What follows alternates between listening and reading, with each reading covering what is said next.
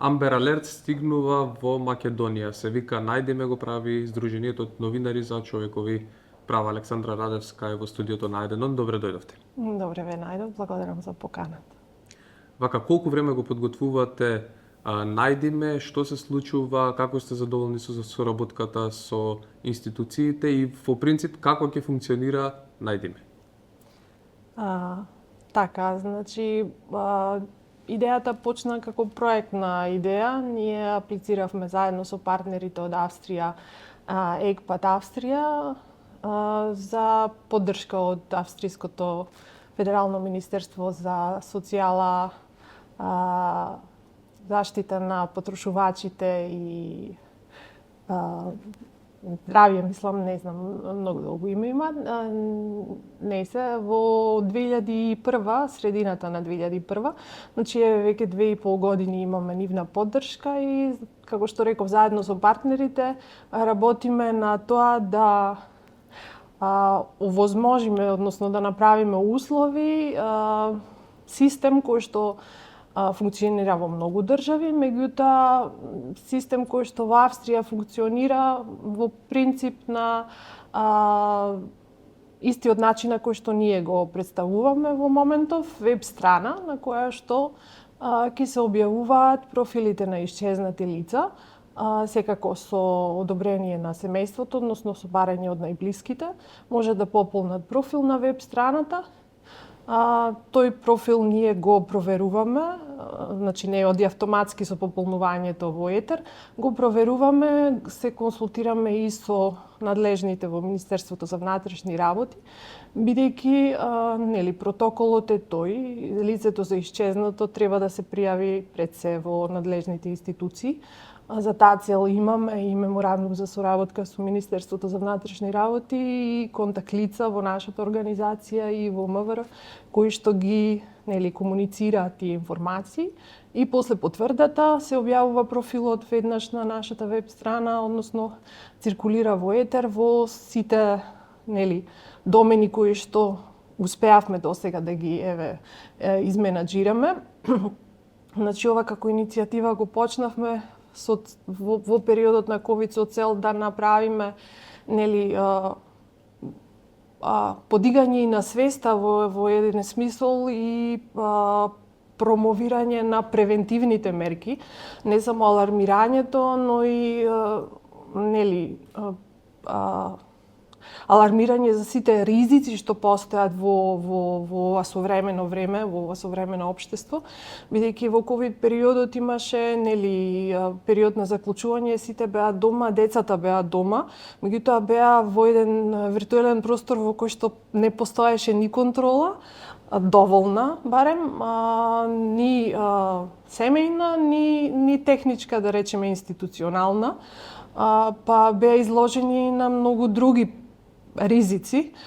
Ние и во проектот имавме иницијативи, имавме дискусии, имавме и доста алатки кои ги испромовиравме и за тој дел, значи заканите во онлайн просторот, предаторството, бидејќи таму постојат ризици од киднапирање, исчезнување, изнудување на злоупотреба на децата на разни начини, дали тоа ќе бидат фотографии, дали ќе бидат информации и слично. И значи во тој цел пакет на активности кои што го имавме, значи главната цел, односно резултатот треба да биде воспоставување на тој аларм систем, кој што кај нас решивме да го наречеме Најдиме. Во Австрија се вика Австрија ве наоѓа и е управуван таму од поранешни полициски лица. Значи, они работат со експертиза, ние нивната експертиза, како и експертизата на партнерите од Amber Alert Европа, ја искористивме во текот на имплементирање на проектот. Нивните искуства, нивната работа досега, меѓутоа и соработката продолжува и понатаму, значи достапни ни се за било каква комуникација и секако со сите ресурси кои што ги имаат, дали тоа ќе бидат тренинзи, дали ќе бидат материјали промотивни кои што ги работат на ниво на Европа и слично. Тука можам да споменам, добро е и да споменам дека исто и нашето Министерство за внатрешни работи е дел од експертската група на Амбер Алерт, односно тие имаат колку имате поддршка од Министерството за внатрешни работи кога станува за најдеме, бидејќи се работи сепак за обемен проект кој што го имате превземен. Да, обемен е, бидејќи обемена е областа на заштита на децата. Тука не можеме да се ограничиме дали станува спор за исчезнување затоа што некое дете самоволно заминало од дома, или се работи за киднапирање, или се работи за трговија со луѓе, со деца конкретно. И точно дека е обемна областа. МВР си има сектори кои што секој во својата надлежност си ги следат овие области.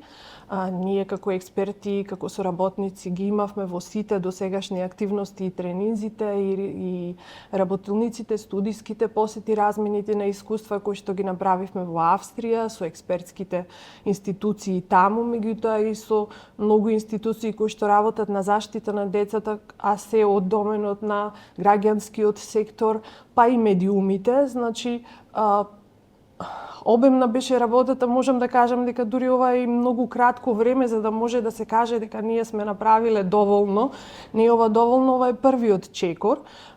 Поддршката од МВР е постојана, значи ние сме во контакт со сите колеги од различните сектори, дали ќе бидат тоа од потраги, дали ќе бидат од трговија со луѓе, дали ќе бидат техничките служби кои што работат на споделувањето на информации.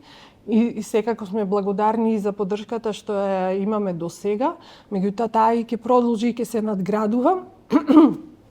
Секако и со останатите институции кои што работат на заштитата на децата, дали ќе биде тоа Министерството за внатрешни, односно секторите за социјална заштита, дали ќе биде тоа Министерството за образование, бидејќи во образовниот процес може и треба да се подигне и свеста и на децата, и на наставниците, на сите кои што работат со деца за превентивните мерки, меѓутоа и за некоја меѓуинституционална соработка со која што ќе има малку поголема проактивност, за да не дојдеме до моментот на исчезнување на детето, кога ќе имаме сигнали и знаци дека може или има индиции дека има некаков ризик, дали е тој надворешен, дали е внатрешен, семеен, па постои ризик за детето да замине од дома или да исчезне или да биде наклонето кон комуникација со непознати кои што може да бидат ризик за него, тоа да биде проактивно споделено меѓуинституционално со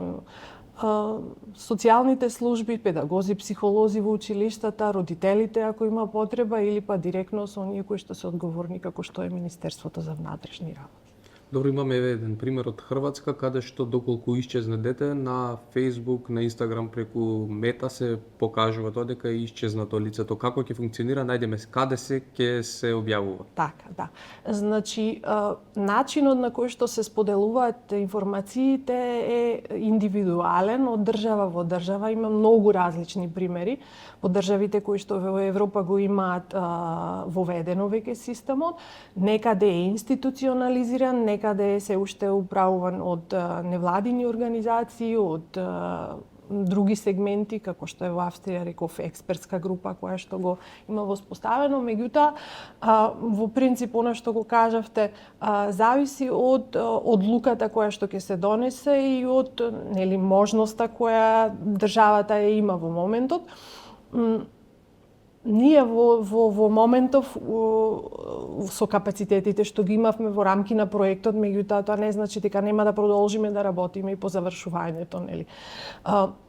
Ова е нешто што сакаме да го оставиме како сопственост на сите нас, на институциите, на организациите, на медиумите, на сите граѓани. Значи секој може слободно да придонесе во неговото зајакнување. Се надеваме во на институционализирање. До сега она што успеавме да го направиме и го правиме е директна соработка со различни чинители, бизниси, кои што можат да помогнат во ширење на информацијата.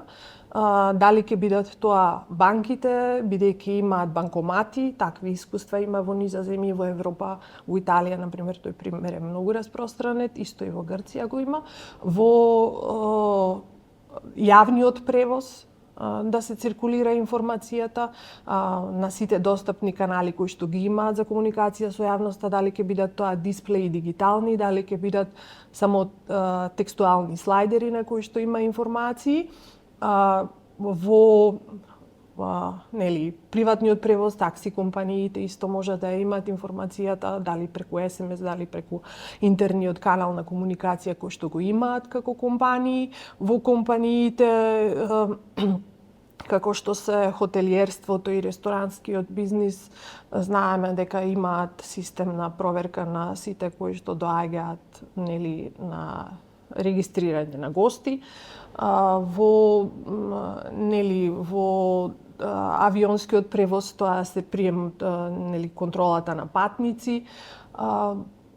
Па еве дури и на бензинските станици, бидејќи они имаат дигитални дисплеи на кои што вртат реклами, може и таму да се споделува.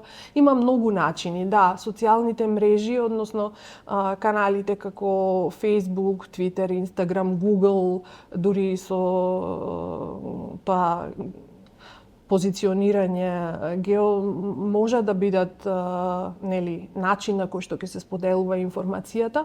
Меѓутоа, еве барем од ова кратко досегашно искуство што го имаме, како што кажа, во 2,5 години не може многу да се направи во смисол на може лобирање, меѓутоа колку е поголема компанијата, толку е подолг процесот на комуницирање на тие информации и остварување на соработката во смисол на реализирање на конкретно активноста. Значи, нас не ни пречи доколку успееме и со Мета да направиме таква соработка и со телекомуникацијските оператори секако. Да имате ли контакт со нив, со телекомуникацијските оператори? Колку се расположени за соработка? Значи, во процесот на комуницирање не испративме понуди за соработка со многу учинители, како што кажав, и бизниси. Оние што најбрзо се озва, го продолживме процесот и најбрзо остваривме соработката. Продолжува нашата иницијатива. Како што кажав, се надевам дека ќе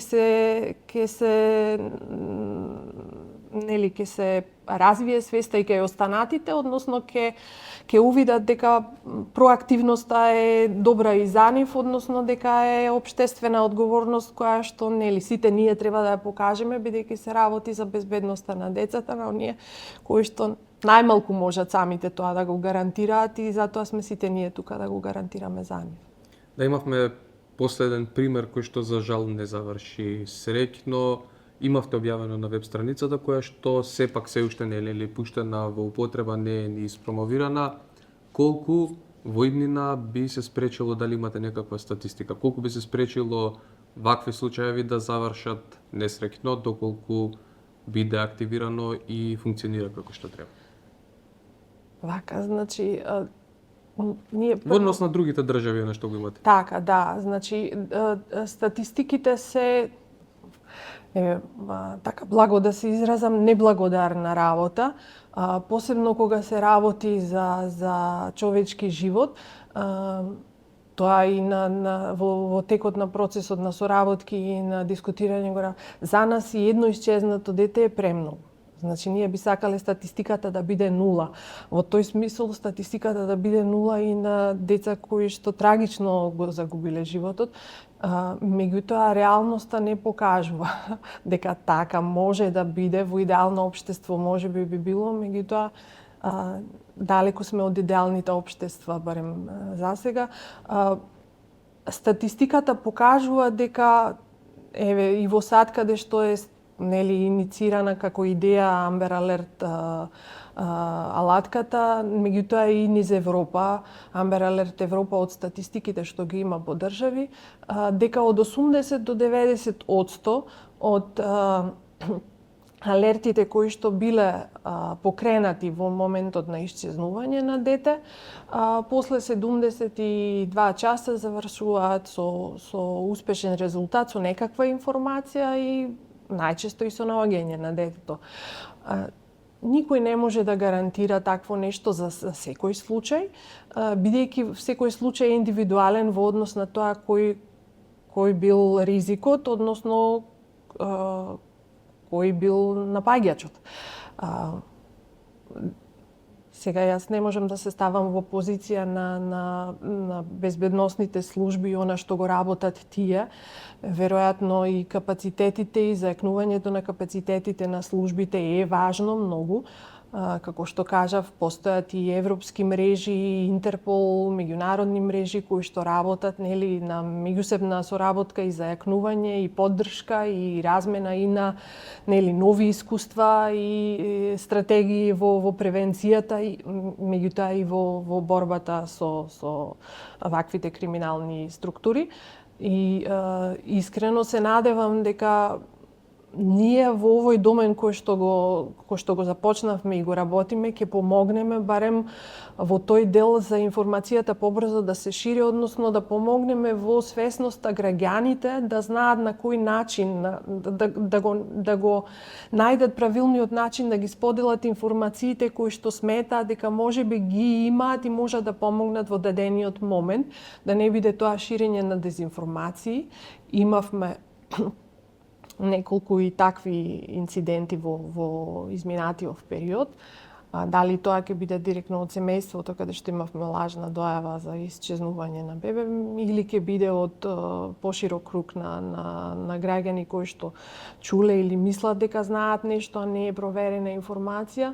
Меѓутоа, кога таа се споделува со одговорните и после се проверува, нели системот се убрзува и е побрз, а кога се споделува нели вака интерно, сакам да кажам, во широкиот јавен простор како што се социјалните медиуми, дезинформациите добиваат, да не речем, крилја и тогаш веќе не знаеме кој што разбрал и кој што потврдил и чија е информацијата на крај.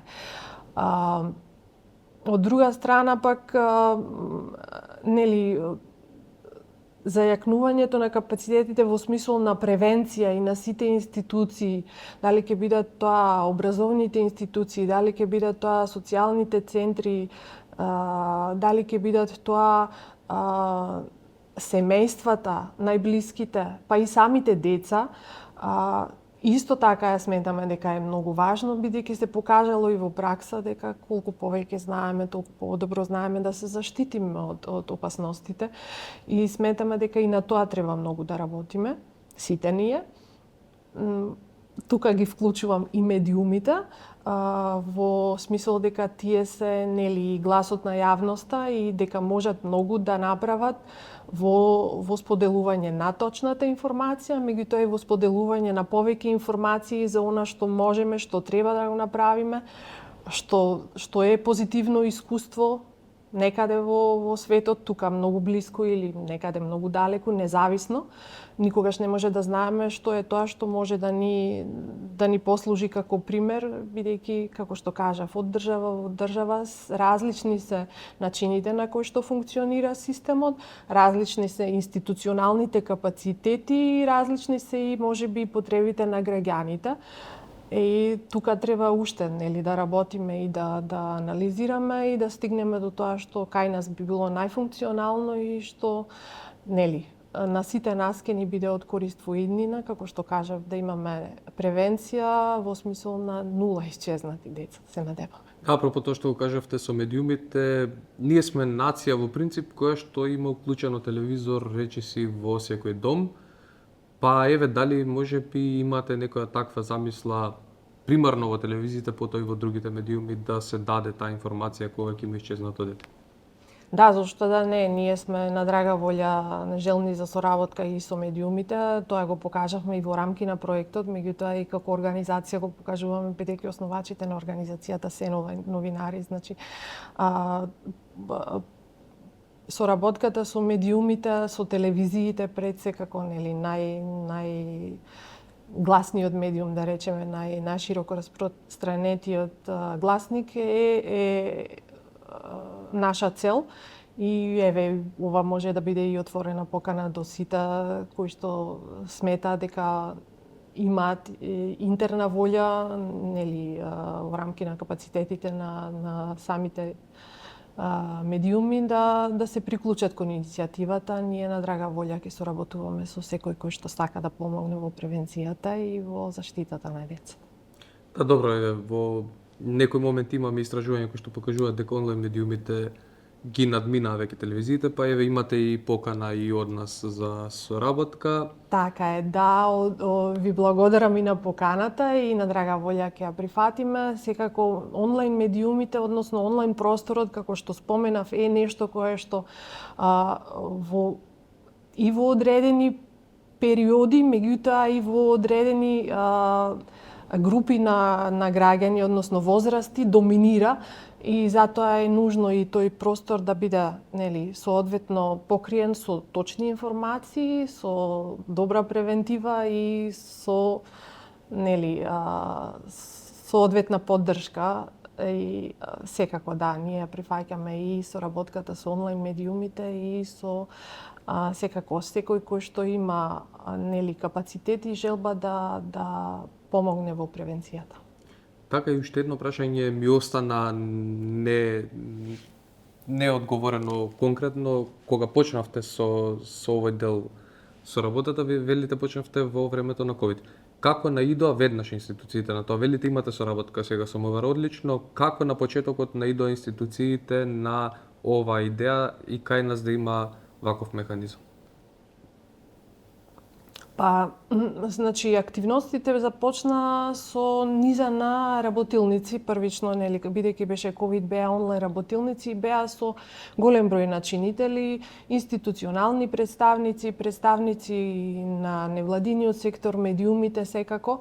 И во текот на тие, нели, активности и надвор од тие активности секако потоа со дискусии, со размена на искуства и со експертите кои што беа презентери и учесници во тие работилници, ја потенциравме важноста и потребата од зајакнување на системот на информирање на граѓаните, бидејќи, нели, обврската која што има МВР си ја спроведува, односно имаат информации кои што ги, нели, архивираат, складираат и објавуваат за исчезнатите лица, ги соопштуваат и во јавност преку нивните гласила и соопштенија.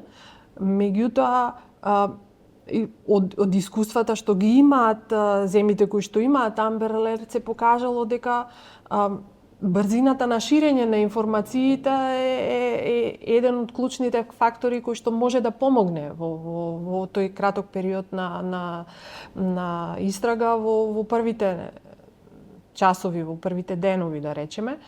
И секако дека кај нив соработката, желбата за соработка беше позитивна и, нели, од таму натаму продолживме со процесот на нели, до регулирање на тој принцип на кој што ќе се разменуваат информациите и се надеваме дека, нели, како што кажа, во иднина ќе имаме можност и со законски протоколи и процедури ова да стане институционален систем, нешто кое што, нели, ќе биде со